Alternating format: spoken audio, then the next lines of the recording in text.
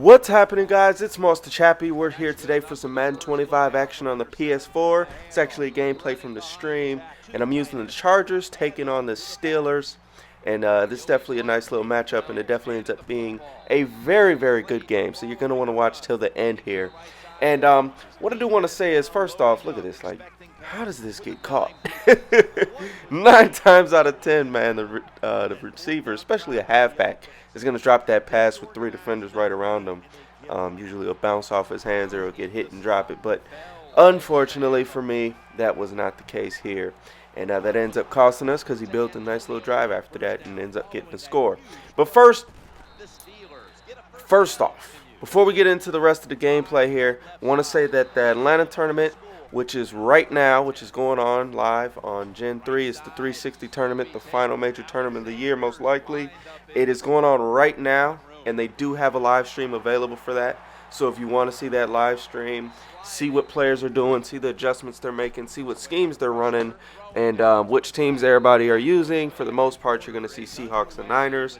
Probably leaning a lot more towards Seahawks if they're using that final post-Super Bowl patch, because I think the Seahawks definitely took a huge step up over the Niners with that most recent update. I mean, Wilson going up, but mainly the wide receivers going up, I think, is the biggest thing, and also some of the defensive players and things like that.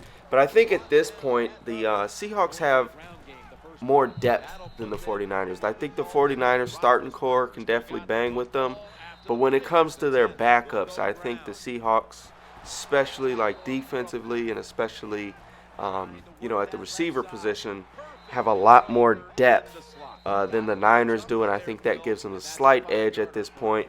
And the big thing about the depth is not so much who's starting and whatnot, but I think the thing with depth is that once your guys get tired, you have guys come in, and also it gives you more options because, with the Niners, you pretty much are stuck with the guys that are starting. Now, those guys are great, but at the same time, you are a little bit limited diversity-wise as how you're going to run your defense, who you're going to have starting, and things like that.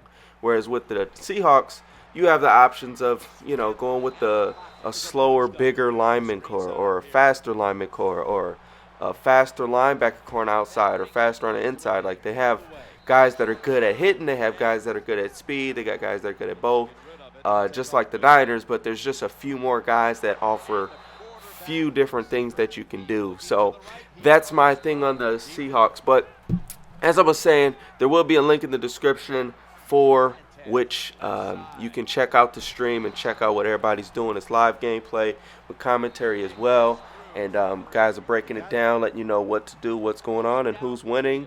I will give you guys a post-tournament report once we get all the winners. The crew versus crew was last night, but I will talk about all of that in another video, and congratulate who needs to be congratulated, and kind of go over the recap of what all popped off. Right here, we get a big-time int after throwing a silly int of our own. And, at this point, we're down 7. Just got to try to get on the scoreboard, tie this ball game up, and we'll be in a really good position right there. That is the one good thing about the Chargers. They got some bigger wide receivers. They're not fast, but they do got some bigger targets. And Denario Alexander's always been like a sleeper dude on the game. He's always been great for user catching and things like that. So at this point, he's dropping some max coverage. We're just going to be patient in the pocket. We find our guy leaking, and we end up getting a real big play there. And was hoping to get a pick here. As you can see the expression on my face. Was hoping to be able to jump that, but that ends up not being the case. And we end up giving a huge play up right there. Nothing worse than at the late part of the game where you're really in lockup mode, giving up a 70, 60, 50-yard play that puts them in at least field goal position and potentially position to score a touchdown. And he ends up taking it all the way in for the 7. So the final drive, man, this is the money drive. You got to get in or you're going to lose. So we're going towards the ground game a little bit more. Most people think go pass crazy right now. But I want to use up the rest of that clock. I want to eat up as much clock as possible. So now that it's at about 20 seconds, I feel pretty comfortable, and our only goal is to get into the end zone regardless of the time. I mean, I feel like if I give up points within 15 seconds, you know, that's going to be on me. Can't really blame that on the game. And then we're going to go for 2, man. No time going for OT. We're just going to go for 2. And we end up getting it, so we get the win. So hopefully you guys enjoyed the gameplay. Again, be sure to check out the links.